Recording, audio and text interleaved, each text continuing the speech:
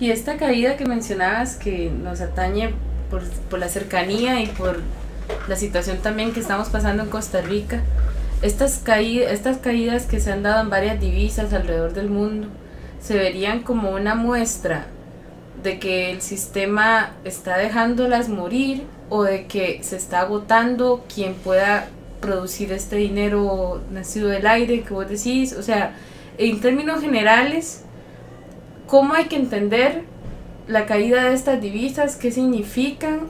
Y de lo que hemos visto en los últimos días, ¿cómo podríamos aterrizar esto también para Costa Rica? ¿Qué pasaría? ¿Qué podemos esperar? Bueno, la caída de las divisas que usted menciona son las divisas de los mercados emergentes, a saber, Argentina, Turquía, pero también está Rusia, también está China, Costa Rica, El Salvador, todo lo que es los países que antes llamábamos pobres y después dieron en llamar subdesarrollados y después dieron en llamar en vías de desarrollo. Ahora el último término políticamente correcto es mercados emergentes. El eufemismo. Exacto. Bueno, pero y es que de verdad hubo, a partir de hace unos años, una subida en los mercados emergentes. Recuerde que en Costa Rica se pasó una ley para tratar de frenar la migración de los, ¿cómo era? Los capitales golondrina. Exactamente, ¿verdad? Es esa época donde se va un boom, otro boom, otra burbuja más. Ya parece entonces lo que había era un bosque de burbujas, ¿verdad? Y hoy están colapsando, llevan 2 años cayendo, pero ya en los últimos 2 meses ya la situación de Argentina es sumamente grave. El FMI, después de ese gran préstamo, una semana después le dice: deje morir la divisa, deje de intervenir en ella porque ya no la puede salvar. Es el mismo FMI el que le dice: cálmese. ¿Pero qué pasó para que no la pudieran salvar? Que ya la gente pierde la confianza. Y estábamos todos muy arriba en una escalera de cristal y se está reventando la escalerita de cristal y nuestra realidad está unos cuantos metros más abajo. Entonces son situaciones más bien a nivel político y social las que están definiendo que se caiga este sistema que lo que pasa es infalible. esto, vea, lo que pasa es esto. Usted puede repartir el globo y decir mercados emergentes, poco desarrollo, ¿verdad? En transición hacia la industria, lo que usted quiera, y están los países desarrollados, y estos tienen las divisas más fuertes, tienen todos los mecanismos de manipulación, les llevan un montón de ventaja. En conjunto, el conjunto ya está cayendo y se manifiesta en el más débil. Claro. Al perro flaco le caen las pulgas. Eso es lo que está pasando. Yeah. Ni México, ni Costa Rica, ni Argentina, ni Brasil, ni Sudáfrica tienen la capacidad manipulatoria, no tienen las empresas que manejan los algoritmos de transacciones de alta frecuencia, y entonces no pueden manipular y están, además son pobres. El eufemismo es para los tontos. El dinero inteligente estuvo ahí en aquella época que referimos y ahora huye y entonces cae. ¿Y hacia dónde huyen? Hacia el dólar. El dólar pasó todo el 2017, creo que fue entre el 2016 y 2000, cayó un montón, y cuando empiezan a colapsar estas otras, empieza a medio recuperarse el dólar, pero entonces ya, en cuanto al análisis de las divisas fuertes, como el dólar y el euro, ahí trabajan otras dinámicas. Ahí lo que se tienen es una guerra de divisas para ver cuál devalúa antes, de manera tal que su sector exportador obtiene competencia por sobre el otro, ¿verdad? Okay, porque es más barato. Exacto. Si el euro se devalúa, Alemania coloca más exportaciones que Estados Unidos. Claro. Si el yuan se devalúa, China logra colocar una mercadería a menor precio que Estados Unidos. Entonces, a corto plazo, la guerra de divisas, de lo que se trata es de que mi sector exportador le gane a su sector exportador, pero a mediano y largo plazo es una condena, es una autodepredación, y es lo peor que se puede hacer, porque usted está condenando a la población a pagar cada vez más por los bienes y servicios, los bienes de consumo y servicios que son importados. Y usted dirá, bueno, pero los que se producen acá no, bueno, no tan cierto, porque algunas materias primas y algunos componentes son importados. Entonces, en lo que su sector exportador está creciendo, su población está pagando ese crecimiento y eso redunda en un deterioro de la calidad de vida y en un proliferamiento de los disturbios sociales. Y eso es lo que estamos viendo. Lo vemos ahora en Costa Rica, pero arrancó antes en Nicaragua, lo vemos en México, en Brasil, Argentina, en todo lado, en Turquía, en Irán. O sea, si uno observa detenidamente, el incremento de la violencia en los últimos 2 años ha sido pasmoso y lo pronosticamos hace 5 años. O sea, todo lo que está pasando resulta que su servidor lo ha venido diciendo y todo el mundo decía que estaba loco, que era un alarmista que quería vender oro y plata y Bitcoin. Ahora se jodieron. Todavía están a tiempo, pero tienen que actuar ya. Y a nivel macro, muy por encima, ¿qué opciones tienen o tenemos en caso de ser conscientes, ¿verdad? Partiendo del supuesto de que nuestros líderes fueran conscientes de la situación y que asumieran la responsabilidad al respecto? ¿Qué opciones tendrían como países emergentes para que no les pase lo que está pasando en Venezuela, en Argentina, en Sudáfrica? Desgraciadamente, lo que se puede hacer es un enfoque global. Digo, nace a partir de un enfoque global, como nuestros políticos criollos en Costa Rica y en casi todo Hispanoamérica tienen el mismo paradigma centrado, errado. Ellos realizan un análisis local y aciertan. Es que no acierten, es que a nivel local es cierto, hay que repartir acá, aquí se nos desordenó, aquí hay que redistribuir, pero no están viendo lo que está pasando alrededor, no están viendo que no importa lo que aquí se haga a nivel local, igual vamos a ser afectados por las fuerzas externas de un globo que está colapsando.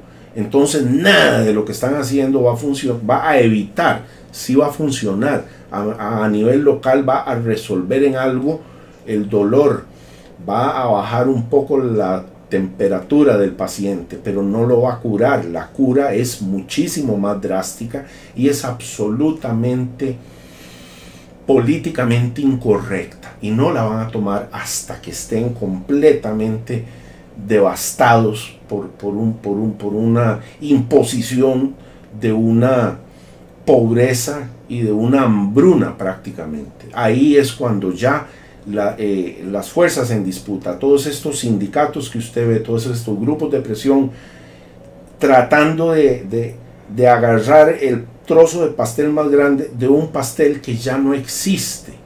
Lo que están viendo es un holograma, es producto de la misma ilusión. Ya eso no existe. Ya las pensiones están quebradas.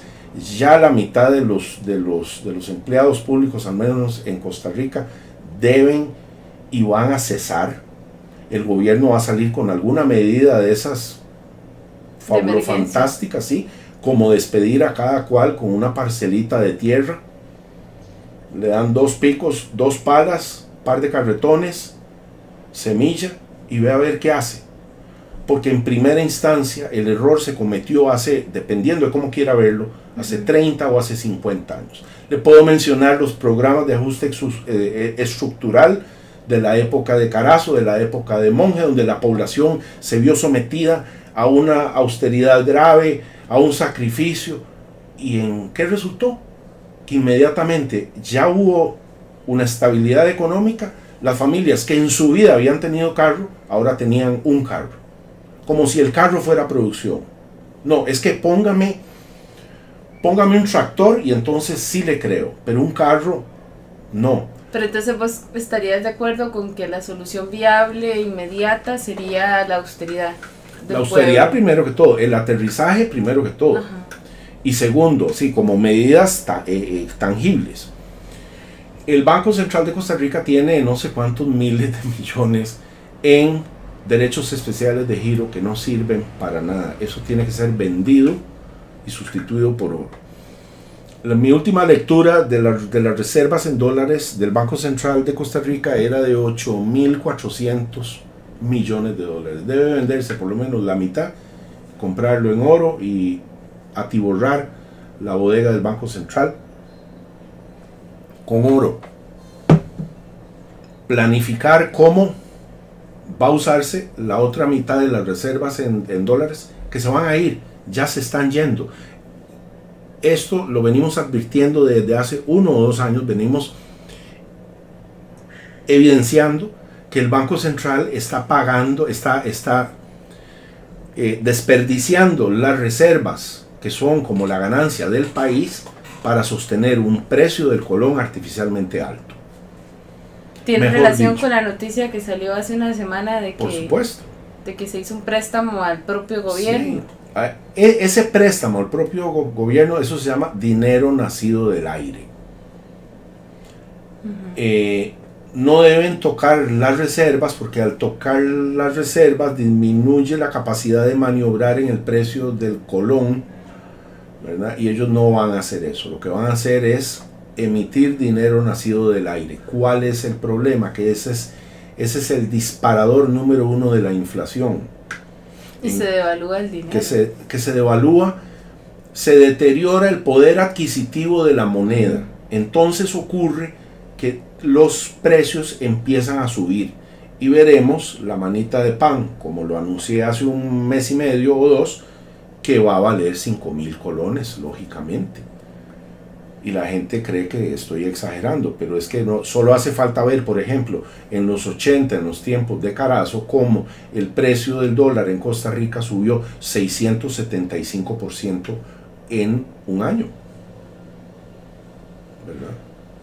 Hay quienes me dicen que no, que estoy equivocado, que el Banco Central, que aquí, que allá. Bueno, es que había un mercado negro.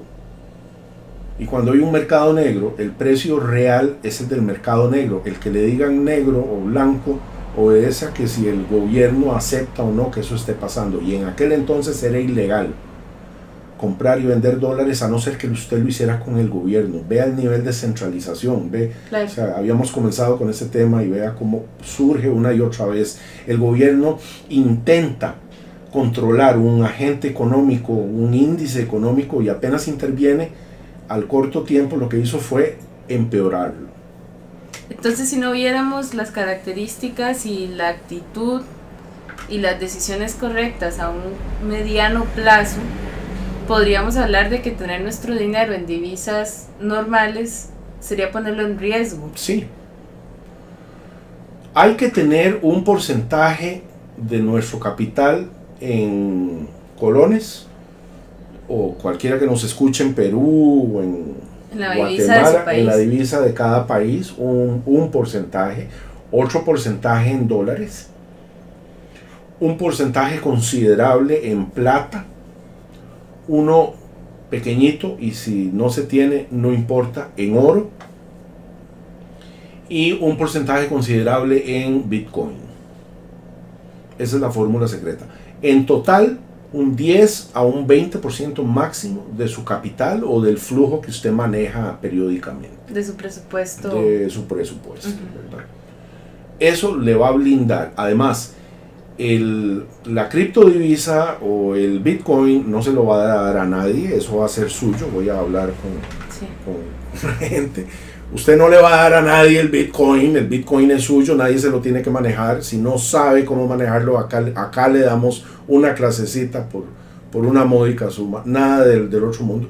Y el oro y la plata no los va a meter en la bóveda de ningún banco, lo va a esconder, lo va a enterrar, de preferencia en el patio de su casa, con que 1 o 2 personas de la familia sepan a dónde está. Eso es todo. No se lo entregan a nadie, porque si usted lo mete en una cajita del Banco Central, nadie le puede garantizar, del banco privado que sea o del público que sea, nadie le puede garantizar que no va a llegar un día tanto. Si usted encuentra un papel que dice le debo tantas onzas de oro, se las pago dentro de 10 o 15 años. De acuerdo. Esto ante la situación de que no se tomen medidas que sí favorezcan este cambio de paradigma, ¿verdad? No se trata de sencillamente atacar a los sistemas porque son sistemas o porque son bancos, sino No, por no. las políticas que están siguiendo. Es que por muy buenos que sean, se van a ver obligados a un corralito bancario. Claro. Se llama control de capital. Vea qué nombre más divino. ¿Qué fue lo que pasó en España? Sí, También, a usted llegan y le quitan la plata y le dicen control de capital. Claro. Llega y cierran los bancos una semana y eso se llama holiday en inglés. Vea qué divino. Festival del cierre de los bancos, ¿verdad? Intentan a toda costa de darle una connotación dulce, positiva. No, no está cerrado, estamos en holiday. ¿Qué era holiday? Fiesta. Un festivo, sí. ¿Sí? Tenemos un cierre festivo, es decir, quebramos, pero ponemos música para que usted crea que todo anda bien. Bueno, han salido muchos más temas de los que esperaba. esperábamos, claro. Y a mí me interesaba mucho que nos pudieras describir cómo se vislumbra el nuevo paradigma. Creo que ya has mencionado bastantes cosas de lo que va a ser el cambio, de lo que ha venido siendo más bien, Sí. porque podríamos hablar que la tecnología avanzó a partir del 2009 para permitir esta opción de cambio de paradigma. Con Satoshi Nakamoto, mi jefe. Entonces tratemos ahorita ese tema, o sea, ¿qué pasó en el 2009? ¿Qué cambió? ¿Qué opciones tenemos ahora que no teníamos antes? ¿Y qué podríamos esperar con esta nueva tecnología que pase a mediano plazo? Primero que todo, el 95% del gobierno es innecesario. El 95% de los sistemas financieros y la intermediación financiera es innecesaria. Con Y esta tecnología. Con esta tecnología que se llama, primero que todo se llama Bitcoin, porque nació con el Bitcoin y es un apéndice del Bitcoin que se llama cadena de bloques. Y desaparece la necesidad de usar abogados en un 95%, es decir, es el Uber para el sistema económico, jurídico y registral, ¿verdad? Por ejemplo, dentro de 10 años nadie va a tener que firmar un documento. Eso va a ser absurdo, va a ser obsoleto. A partir de ahora cualquiera tiene en su bolsillo un banco. Cualquiera puede abrir un banco.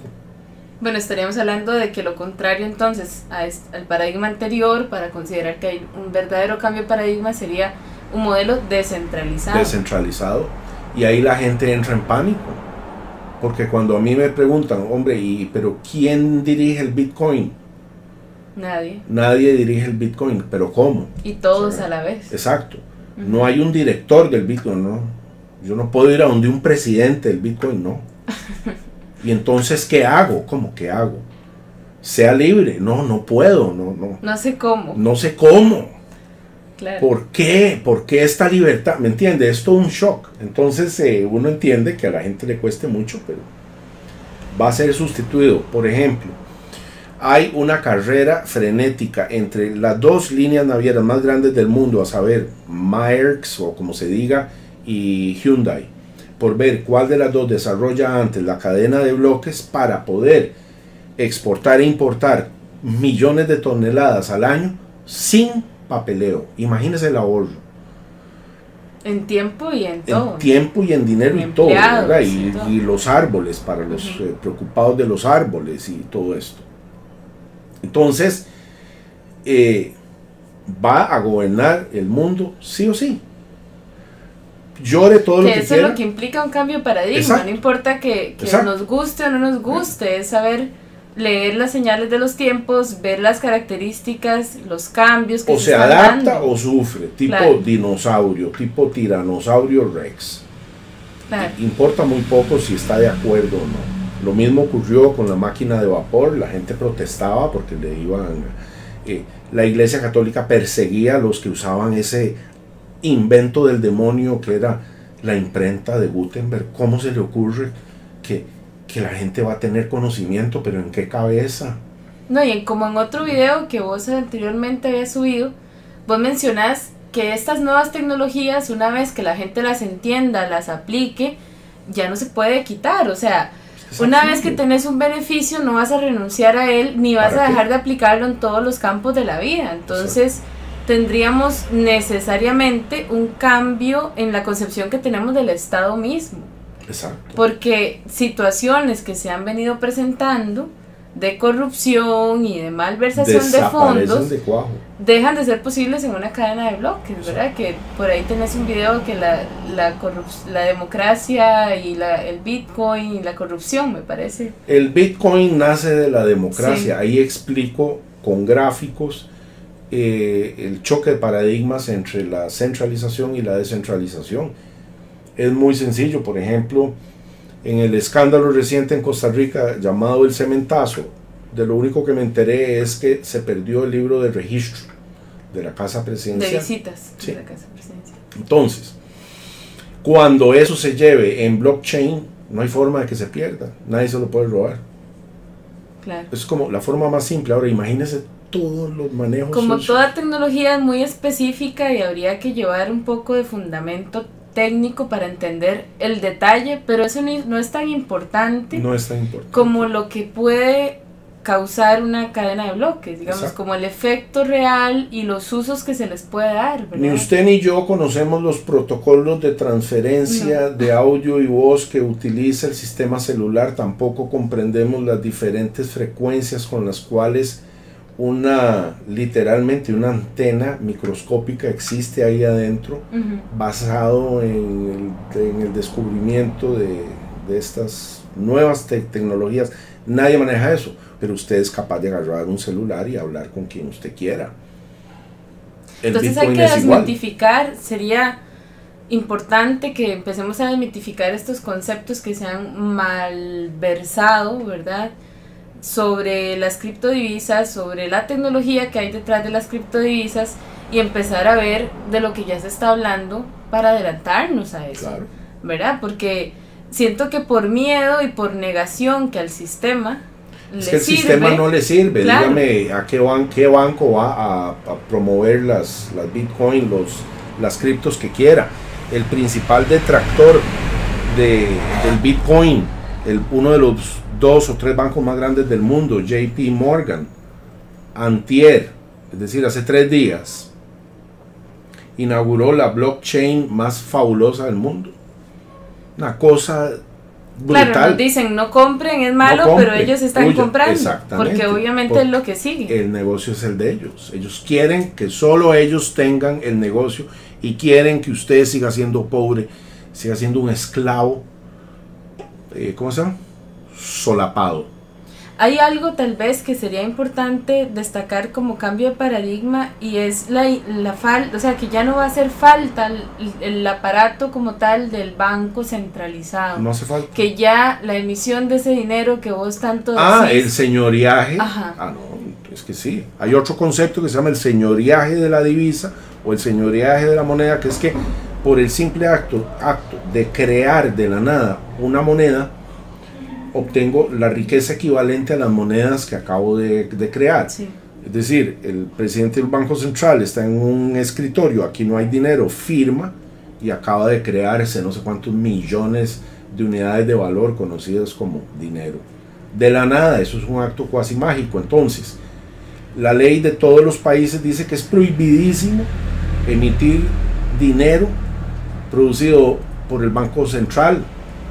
Bueno, Bitcoin no es producido por un banco central. O sea, que solo el Banco Central puede emitir dinero. Sí, bueno, hasta ahora. Sí, ese es el dinero de ellos. El nuestro dinero es el que nos dé la gana. Y por puro principio lógico, nadie puede venir a decirme a mí que yo no puedo vender mi trabajo por lo que me dé la gana. Yo puedo pedir a cambio 4 mangos y un perro enfermo si eso es lo que yo quiero. ¿Por qué no? Yo puedo donar mi trabajo y nadie me lo puede prohibir. Es mi derecho decir que yo cobro al crédito, o que quiero que usted me pague con fichitas de un juego llamado Monopoly, o quiero los billetes del Monopoly, porque es que a mí me da la gana. Entonces, tal vez para que entendamos lo que cambia y por qué sí es otro paradigma definitivamente, podríamos contar tal vez básicamente cómo funciona el Bitcoin. Digamos, nace como un algoritmo, ¿verdad? En el 2009 que se pone a andar. Supuestamente tiene un creador, pero tampoco figura, ni es importante, ni es necesario para que funcione el sistema. La misma comunidad que lo usa lo va revisando, lo va mejorando ahí mismo, ¿verdad? Es un sistema como que se autoprotege, autosuficiente. Claro. Y cualquiera con el equipo necesario puede crear el Bitcoin o cualquier otra divisa. Puede crear, puede minar, que es lo que se llama. Algunas criptodivisas son más caras de producir que otras. Bitcoin se ha vuelto sumamente caro, pero hay otras. Básicamente muchas. Hay otras, y cualquiera puede invertir en un equipo un poco más caro y hacerse un minero de Bitcoin. Y lo que está pasando es que entonces, antes de esta fecha, solo los bancos centrales podían emitir dinero, porque la población solo iba a usar un dinero emitido por un gobierno. Claro. Ahora, debido a esta nueva tecnología, la población tiene la opción de decir: ahora quiero usar este otro dinero, y no hay legislación alguna que lo impida. No hay un solo país en el mundo que prohíba el Bitcoin, aunque varios lo han prohibido varias veces. China lo ha prohibido como 3 veces. Ni siquiera han terminado de entenderlo, ni de definirlo. No, es que no lo entienden. Básicamente, son 3 tecnologías. Archivos compartidos, que se conoce de hace rato como aquellos que usaron Napster, los que siguen usando en estos momentos, no sé si Ares todavía existe, pero lo que es Torrent. En fin, usted pone a su disposición estos archivos y a su vez otros hacen lo mismo, y usted entonces intercambia. La otra tecnología que se usa es la tecnología de la encriptación, una oscura rama de la matemática que ha venido usándose también desde hace unas cuantas décadas para proteger la clave cuando usted usa la tarjeta de crédito por internet o por estos datáfonos, todo esto, ¿verdad? Que nadie se robe esa información. Se usa la tecnología de la encriptación, y después viene la tecnología que es la revolucionaria, que es la cadena de bloques, que es básicamente, a diferencia de una base de datos como Facebook, que es un solo espacio y uno llega y accesa, ¿verdad?, a ese espacio e interactúa, pero después llega un hacker y lo daña y por unas horas nadie puede entrar. En este otro modelo son un montón de bases de datos flotando alrededor del universo, del ciberespacio, interconectadas y copiándose una a otra la información, sincronizadas asimétricamente. Entonces técnicamente son bases de datos distribuidas y sincronizadas asimétricamente. ¿Qué significa asimétricamente? Que no sincroniza secuencialmente 1, 2, 3, sino que puede ser 1 a 7, 7 a 1000, 1000, ¿verdad? Y todos cada 10 minutos están haciendo esto en el caso de Bitcoin. Esto es lo que no se había resuelto. Resulta que las criptodivisas más bien se inventaron a finales de los años 50 del siglo XX. Es hasta 2009, en el siglo XXI, que se resuelve el problema del doble gasto. Cómo crear una divisa digital sin que pudiera ser copiada. Y de hecho sí puede ser copiada. Para entender esto más sencillo, ¿cuántas veces puede usted copiar un archivo musical MP3? ¿Cuántas veces puede copiar una fotografía? Infinitas veces. Entonces, ¿cómo podíamos usar una criptodivisa si podía ser copiada infinitas veces? El Bitcoin puede ser copiado infinitas veces, pero para que el sistema le acepte a usted la transacción que está pidiendo, el sistema revisa todo, no se haya hecho antes, y ve que no se haya hecho antes. Entonces, en ese momento autoriza, y entonces no importa que hayan millones de copias de ese mismo Bitcoin, el suyo es el que está haciendo la operación. Y tiene un sistema de claves y unos sistemas de seguridad ya internos. Y cada vez vienen mejores y con más cosas nuevas. Hay ya revoluciones dentro de esta revolución, pero bueno, yo creo que ya eso es un tema, ¿verdad? Básicamente es la forma más segura de usar dinero. No hay forma de que lo clonen, no hay forma que usted pierda, a no ser que usted cometa un error tonto, como es tonto dejar una bolsa de dinero en un parque, dejar una bolsa de dinero en un restaurante. Nadie lo hace. Bueno, entonces tampoco usted hace ciertas cosas con Bitcoin. A partir de ahí no hay forma de que le roben, no hay forma de que le estafen. Es lo más seguro del mundo. Y sobre todo, usted puede enviar dinero a Japón a las 3 de la mañana, no tiene que ser a las 8, no tiene que ser un lunes, no tiene que decir quién es inmediato, no tiene que, sí, tiene que dar una comisión, oiga, del 0,01%. Mientras que todos estos, Western Union le clavan el 10, el 15, los bancos le meten el 30 por mover su dinero de un punto a otro. ¿Y qué es mover en este mundo digital? Mover dinero de un punto a otro. Darle clic y play o clic, enter, listo. Bueno, yo creo que lo importante entonces sería no tener miedo, sino más bien desmitificar la realidad que vamos a vivir más pronto de lo que pensamos. Ya la estamos viendo. Y empezar con responsabilidad a aprender de este tema con información real. Siempre está a disposición los análisis que hace Javier en la página de Facebook de Martín Valores y en el canal de YouTube, todos los programas, ¿verdad? Siempre está dispuesto la asesoría, lo tiene acá en español, en Latinoamérica, en Costa Rica, ¿verdad? No, ni siquiera tenemos esa barrera del idioma con voz, ¿verdad? Entonces, aquí se trata de aprender a la medida que cada quien pueda ir procesando tanta información y compartirla con las personas que tenemos alrededor, porque realmente sería irresponsable seguir repitiendo, digamos, los modelos que hasta ahora no nos han dejado conocer la realidad de cómo funciona nuestro dinero, ni la realidad política y económica que está viviendo nuestro país.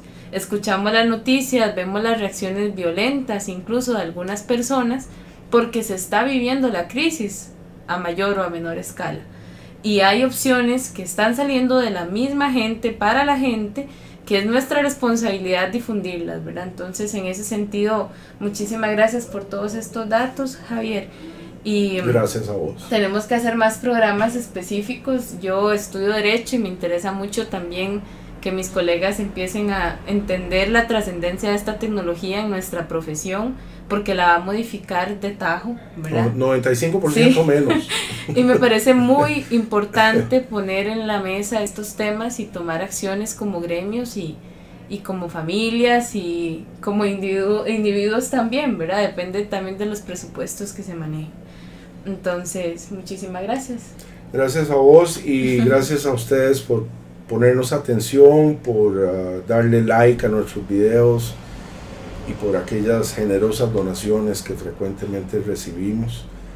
Y nada, muchas gracias, que pasen lo que queda del fin de semana maravillosamente y nos vemos. Chao. Hasta luego, gracias.